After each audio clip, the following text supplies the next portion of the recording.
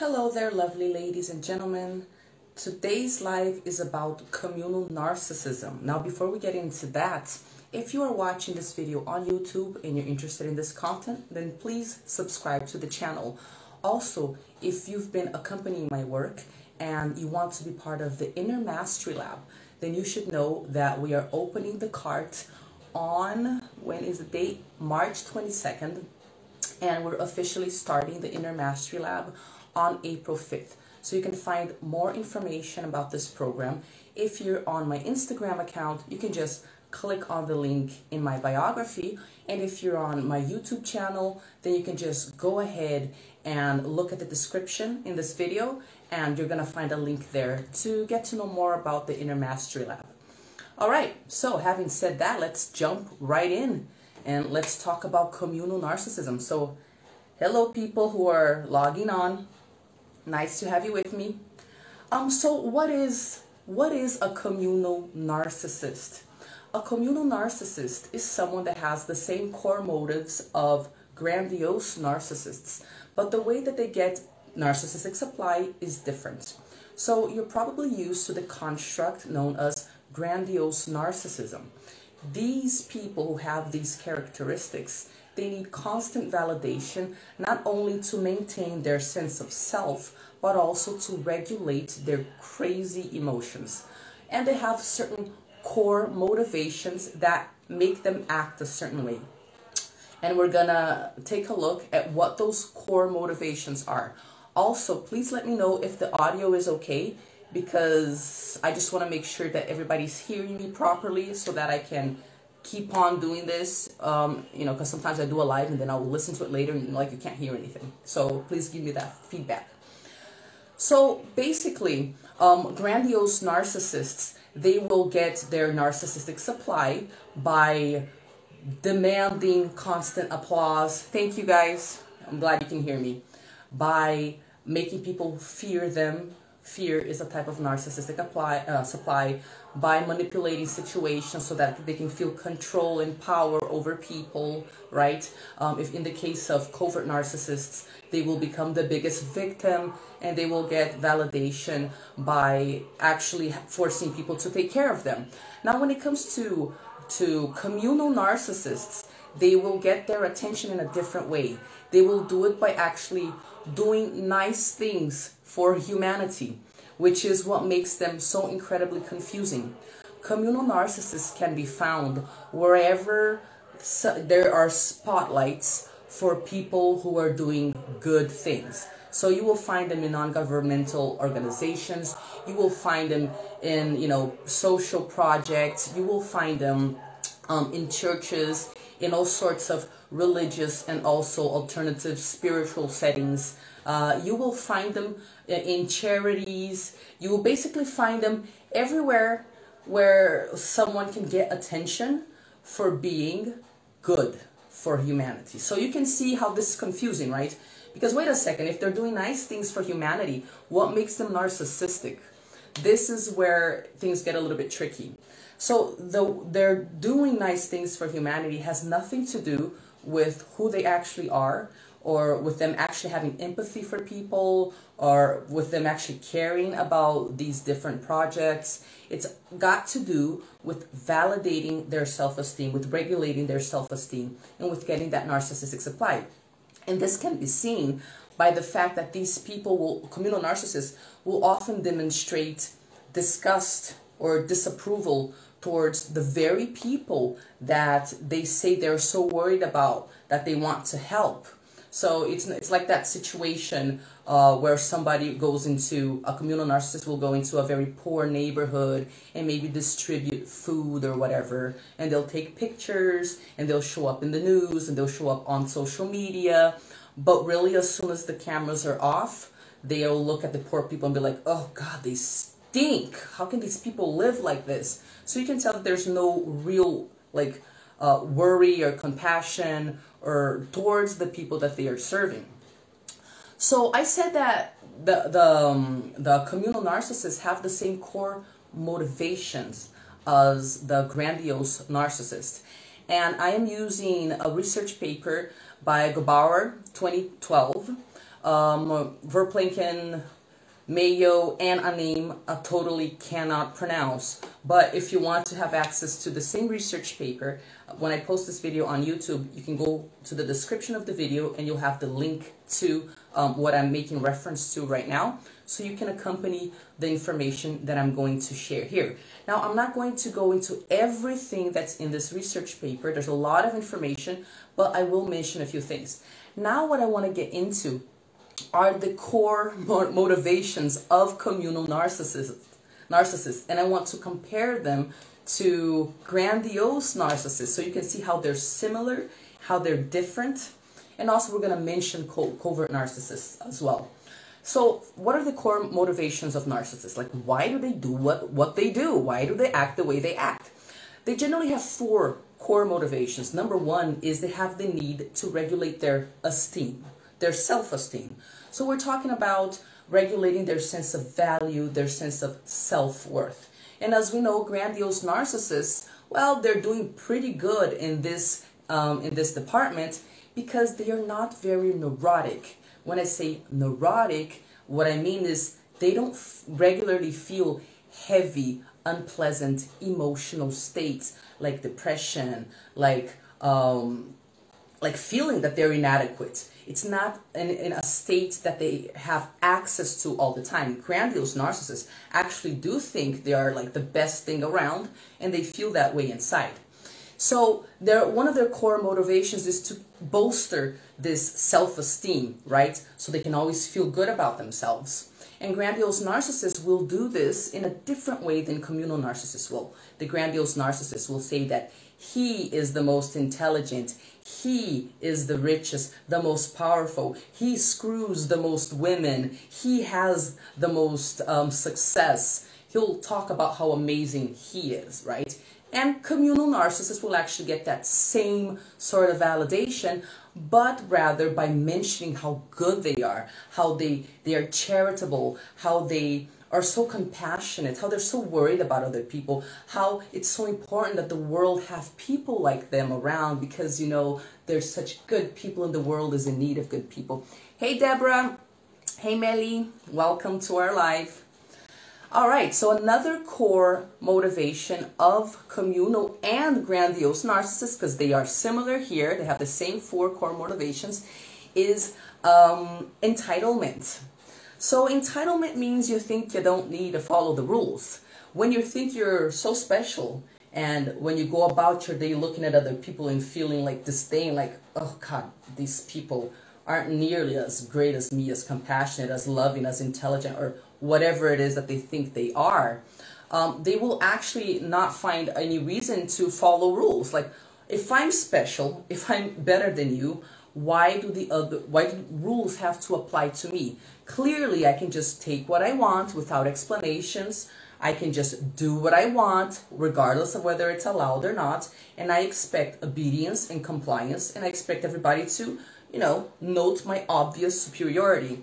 So communal narcissists are quite entitled, and they will definitely think that their do-gooding is going to basically have them not need to follow any rules. After all, I am such a saint.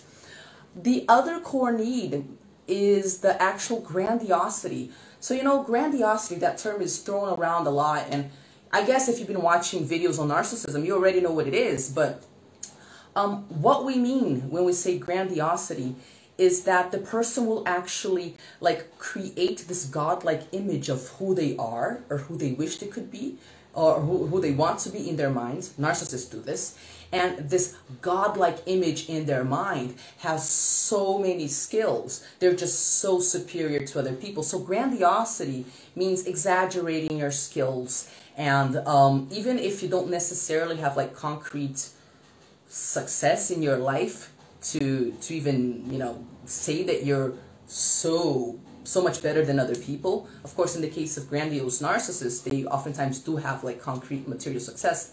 Not so much in the case of coverts, but in the case of communal narcissists, they have the fact that they've been doing good things for the world. So now there's a little thing here, a little difference between the grandiose narcissist and the communal narcissist a little bit of a connection problem there. It's raining a lot in Sao Paulo right now, so I think that's messing with the connection. So that's what grandiose narcissists will do. But when it comes to communal narcissists, they're actually going to say that they are the most compassionate. People are so lucky to have such a helpful friend. Anyone would be really happy to have such a loving, good-hearted person. So you can see that their grandiosity comes from characteristics that are useful to the community, helping others, being empathetic, and this is how they think they're superior to other people. And also both grandiose and communal narcissists have the core motivation of power. Now, power means they get obedience, they get to control people, they have power over people. So communal narcissists definitely have this core motivation as well. All right, so in this research paper, there's a few other things that they mention that I think are interesting characteristics for me to relay to you over here. So they everybody spends time daydreaming about all sorts of different things, and these daydreams, these fantasies that we have when we're awake, they actually will reveal a lot of our core wishes and a lot of what's going on in our minds about how we see ourselves. And when it comes to grandiose narcissists, they really do think a lot of things about how they are superior. In this research paper, they actually use two different terms to compare, in contrast, the grandiose narcissist to the communal narcissist. So they will use the term agentic and also communal in contrast. Agentic means egoic. It's something that relates to the ego, okay? To the person's self-image. Hey Lindsay, welcome. Hey Chris. Hey Karina, welcome all of you. Hey, thanks guys for logging on. So basically when communal narcissists are having fantasies about themselves, they will think about how helpful they are and all of those things, but they will do it as frequently as grandiose narcissists will think grandiose thoughts. Hey Chris, hey Wagner, hey Diane. So basically what we learn from this is both grandiose and communal narcissists are in their heads all day just having this relationship with this self-image, and they do it as frequently as the other one does. Only agentic / grandiose narcissists will think agentic, egoic, I'm the best thoughts. And communal narcissists will think, oh, I'm so useful for other people thoughts, but they do it just as frequently. Another thing that I thought was really interesting in this research paper, and kind of scary too, let's see if you agree with me, is that they will actually test the level of knowledge that these different classes of narcissists have on certain subjects in comparison to what they claim they have. So they discovered that both grandiose narcissists and communal narcissists will actually claim to be a lot more knowledgeable than they are. Grandiose narcissists will be knowledgeable about agentic subjects that make them seem like an individual that is superior to others. So yeah, I'm the most intelligent, I have the most success, I'm the person who thinks the best, I have the greater background, I have the best resume, whatever, me. And they will also mention things as if they know more about things, like, oh, I know everything there is to know about schizoid personality disorder. Yeah, I've read the research paper. I know about that researcher and that psychoanalyst and that other psychiatrist who have been doing research in this area. As a matter of fact, they will say they know things even if they really don't. And communal narcissists will do the same in a different way. Like, communal narcissists will actually pretend that they know everything about NGOs and charities and this or that fund for the poor people, for the poor children, for the cancer victims. And how did they find out that they will actually claim to know more? Because as they were testing these different personality construct types, they in these tests they included some institutions and some subjects that don't exist. Like for agentic slash grandiose narcissists, they would have them comment on the, what was it? Oh, I can't remember, but like they created a subject that doesn't even exist. And the grandiose narcissist would be like, oh yeah, sure, I know all about that subject. Sure, it's, it's got to do with physics or whatever. And they would just like make up information. And communal narcissists will do the same thing if they're asked to talk about communal issues. Like in this research paper, they actually added certain funds and charities and programs that don't exist anywhere in the world. And the communal narcissists actually claim to know about them and to have lots of information. And the interesting thing isn't just that they claim to know about things that don't exist in order to look more intelligent, but when they were actually tested for their actual level of information and knowledge on those subjects, it has been found out that they overclaim, but they actually know less than people who would not be diagnosed as having be it grandiose or communal narcissistic personality disorder. So this is interesting. This is interesting because they'll claim they know a lot, but they know less, and yet these people are in the spotlight, and they talk with such confidence that others believe what they say, even though they know less than other people. Isn't this kind of dangerous? This is what I was thinking.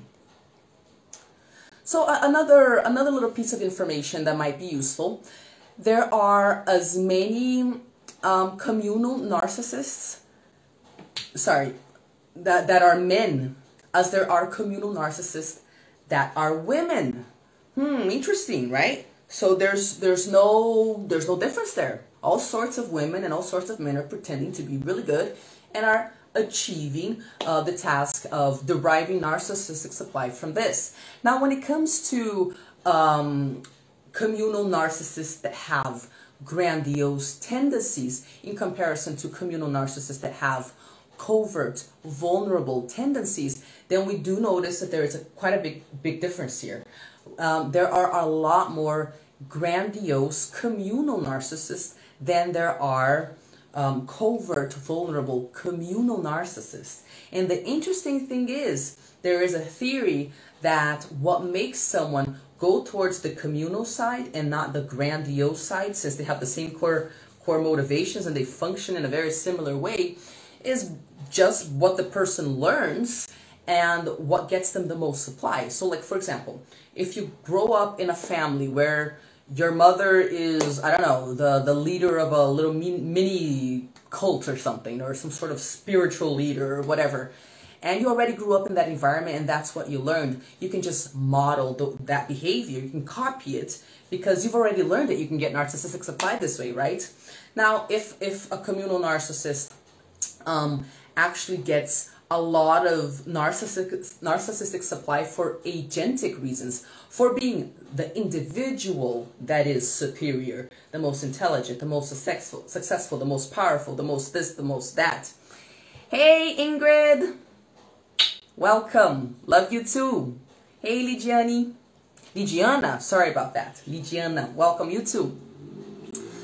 Yeah, if they get like a lot of narcissistic supply by being more agentic / grandiose, then they can scoot on over to that side of the spectrum as well. So that's the interesting thing about narcissism. You can become more or less narcissistic, and you can switch between types of narcissism depending on which types we're talking about here, like somatic and cerebral, grandiose and communal. They can just slide back and forth according to what will actually get them the most narcissistic supply. So they are quite adaptable in that sense.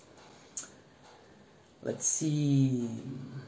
Yeah, so communal narcissists can definitely move towards agentic / grandiose narcissism if they get a lot of supply there. Now, there is a difference. We've been saying they're so similar, right? But there is this big difference between agentic and / grandiose and communal narcissists. And the difference is communal narcissists in this one aspect are more similar to covert aspect. And the aspect I'm talking about is their affect. their emotions, their emotional state. Earlier on, I think it was in this live, I'm going crazy now, I don't know, I do so many lives, I don't even know what I say anymore. But I think it was in this live, I was talking about neuroticism. And when someone is neurotic, here what we're talking about is that it means that they just experience a lot of really heavy emotional states, you know, like feeling inadequate and bad all the time and just feeling inferior or feeling depressed. And this research paper shows that communal narcissists are slightly higher on neuroticism than grandiose narcissists.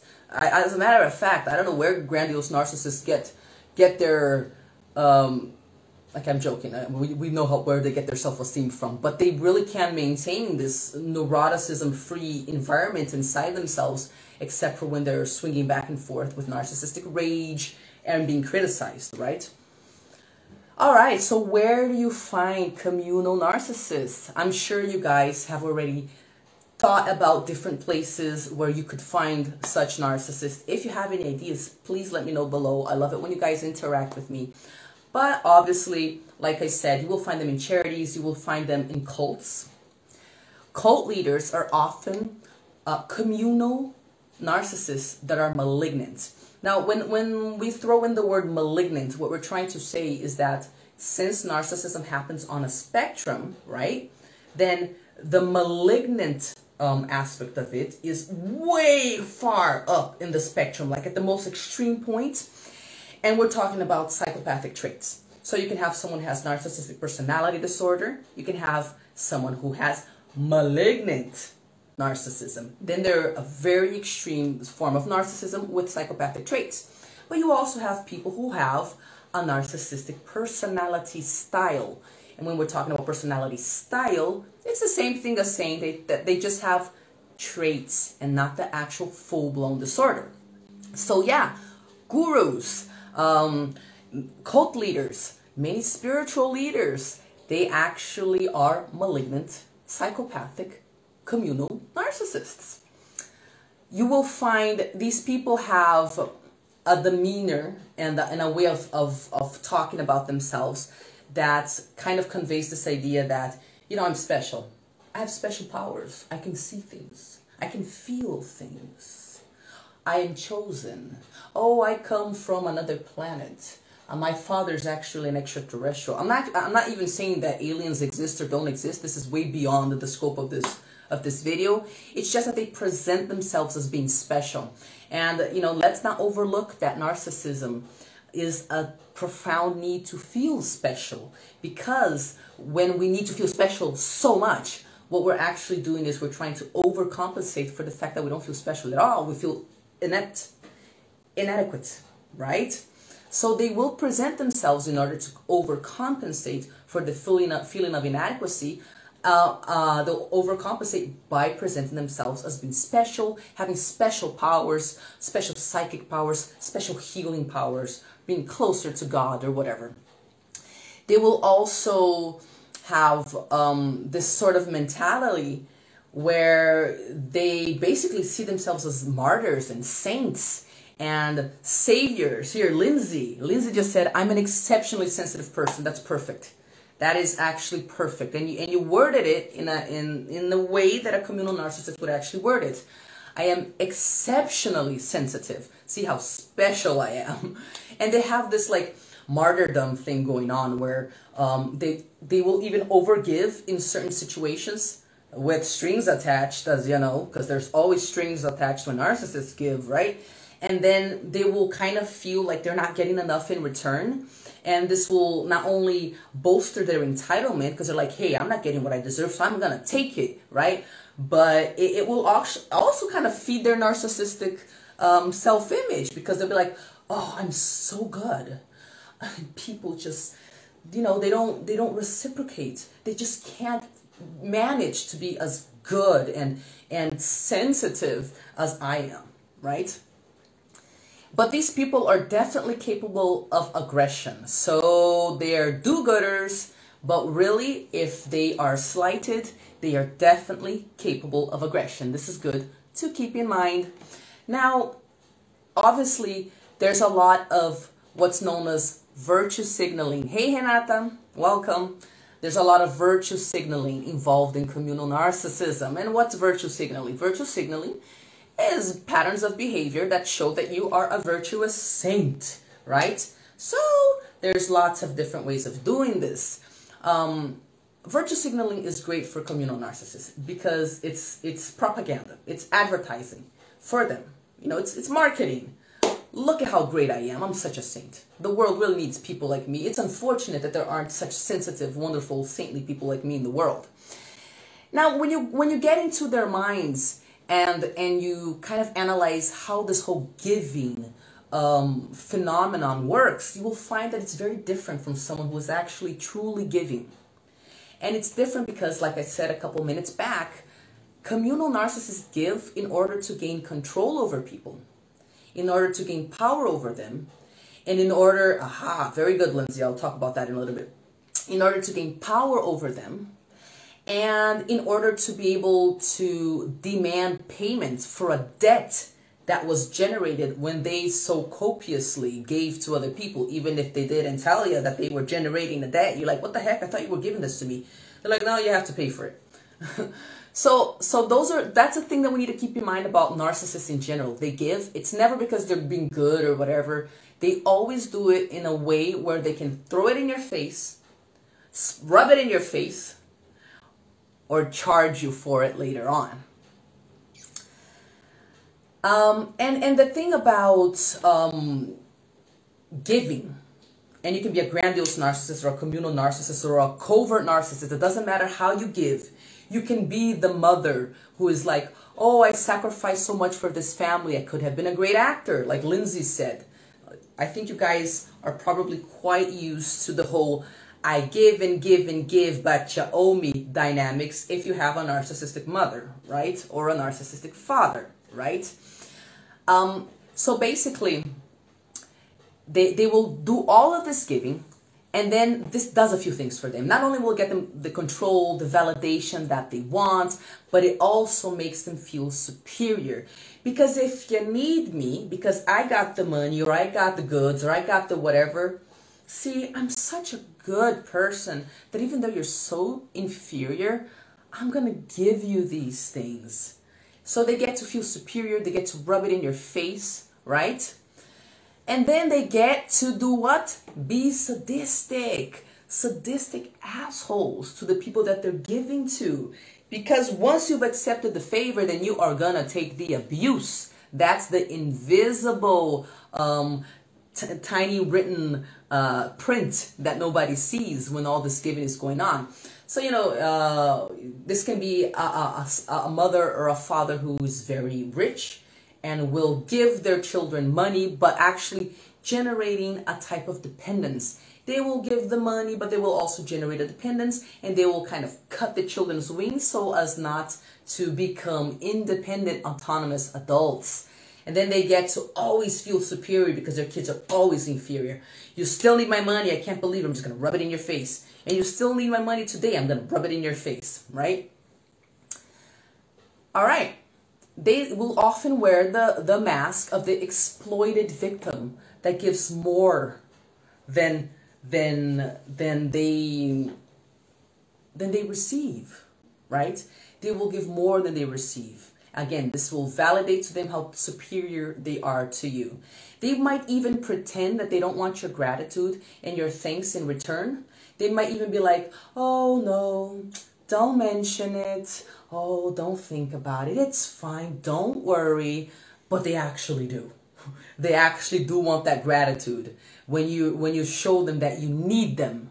And that's what in their minds you're doing when you thank them for things. It's part of their supply. Now, this is what they're going to do. They're going to establish a bond of obedience by giving. And then they have like this weird math that they do in their heads where they think you specifically owe them something even if they gave to other people. So like if they think they're like generally loving people, you know, they're loving to the dogs in the street and they're loving to the guy at the bakery, what they're going to do is they'll be like, oh, I'm such a saint and a martyr and I overgive so much. You have to obey me. And you might be like, what the heck, man? You were kind to the guy at the bakery. You were kind to the dog in the street. How is it that I have to pay the bill. You know what I mean? And you do, because there's this weird math in their heads where it doesn't matter. I gave and the world needs to pay me back. And it just so happens that the part of the world that's in front of me right now is you. So you're going to have to do it. You're going to have to foot the bill. Really weird math that they do in their heads, where somehow you're always responsible for paying them something, be it with energy, with attention, with obedience, with whatever, right? Karina asked, that's why they have a problem receiving. I don't remember when you actually said that comment, so I don't know what you're referring to. Like, what is why they have a problem receiving? Hey, Vinicius, welcome. Hey, hello, welcome to the live. Just if you want to like specify what you were talking about. Meli, yeah, you're always in debt with them. You're always in debt. Even if you do give more than they do, in their mind, it's like, I'm going to just like double my giving and consider that I gave 3 times as much as she did, even though that's not what happened. So again, their math is always off, right? All right. Let's see.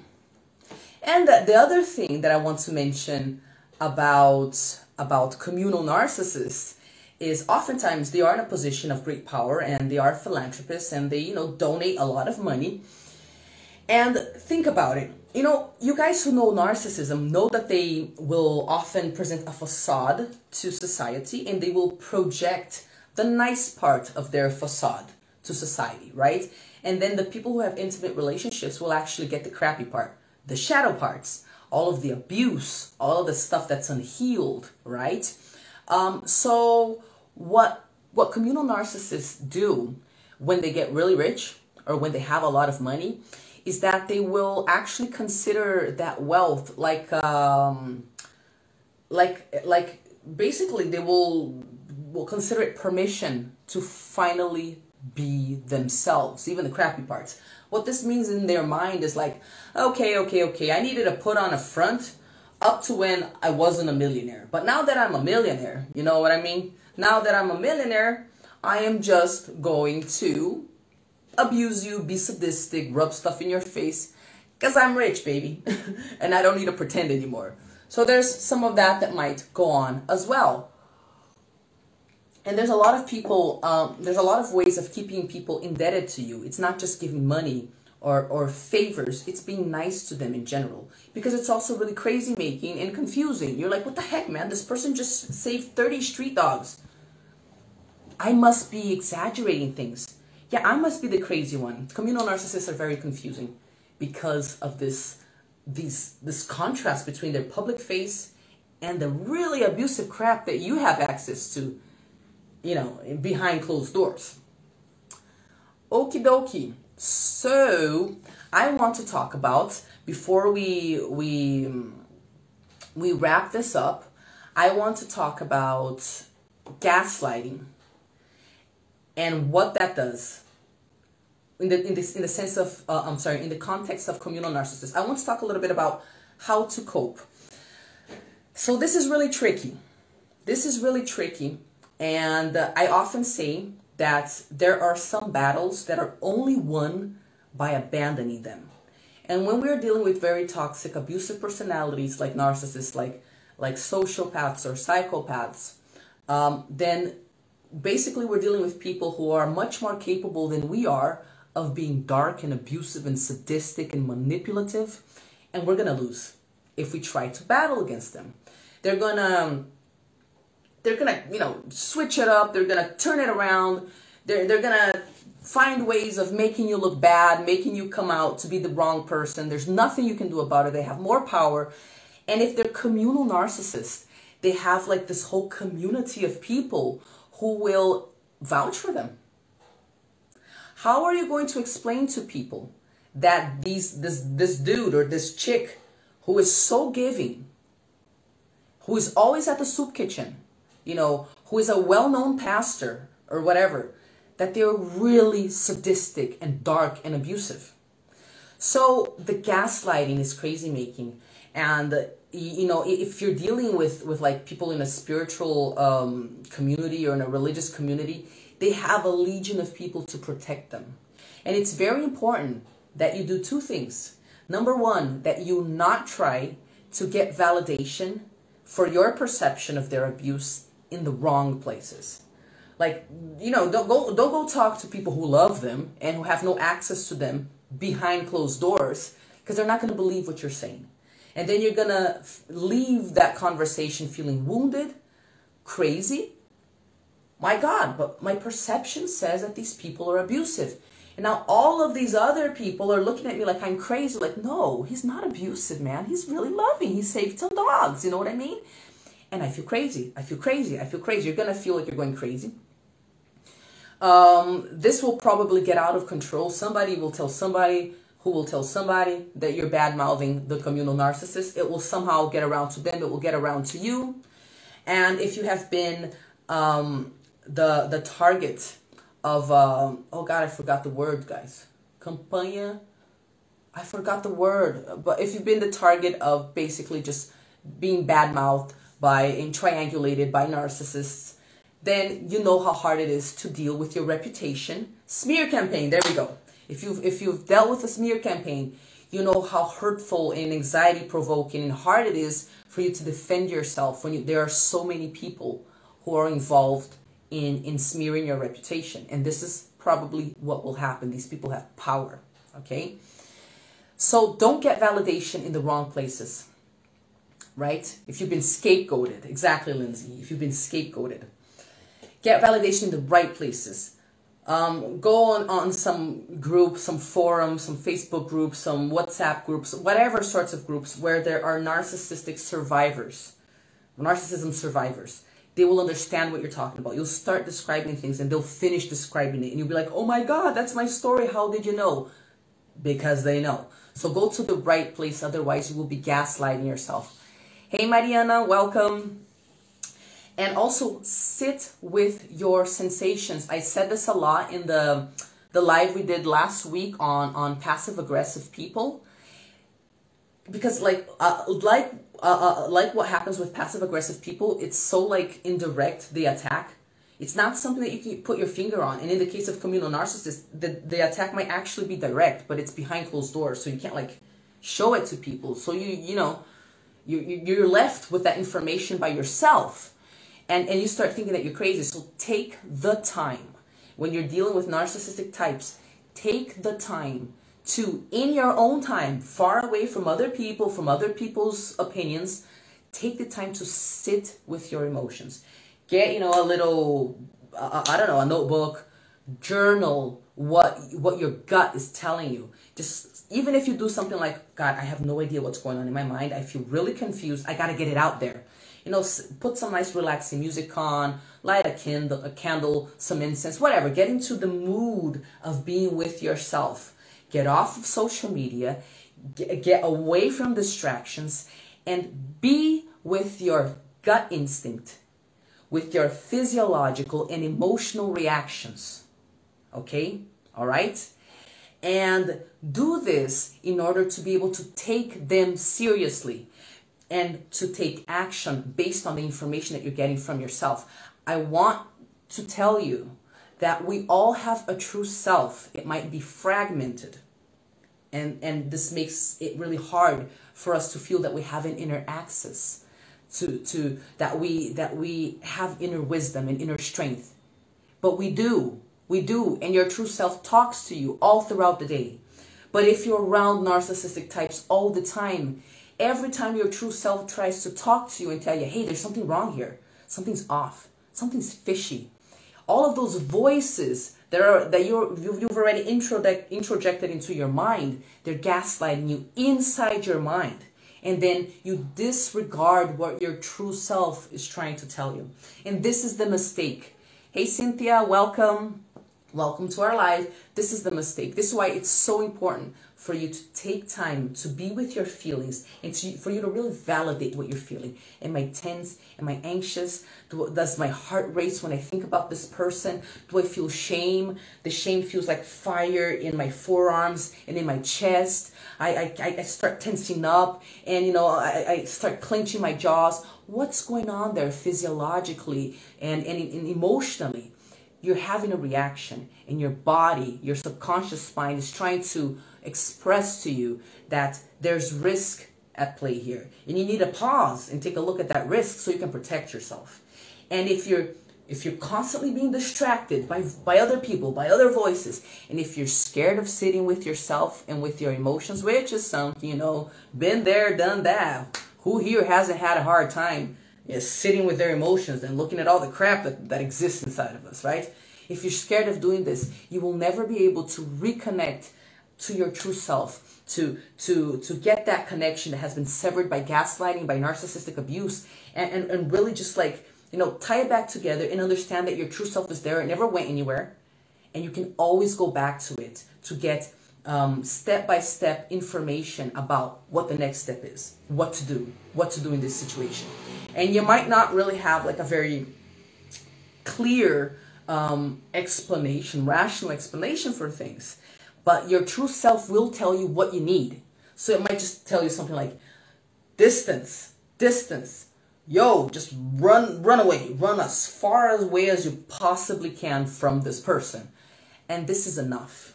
If you have this voice and it's filling you up with all sorts of physiological and emotional reactions, even if you have like 100 people who follow this priest or this person at the charity who love them, and they're like, oh, you're crazy, oh, he's so nice, I wish I had a dad like him, oh my God, he's so loving, he's such a good person, right?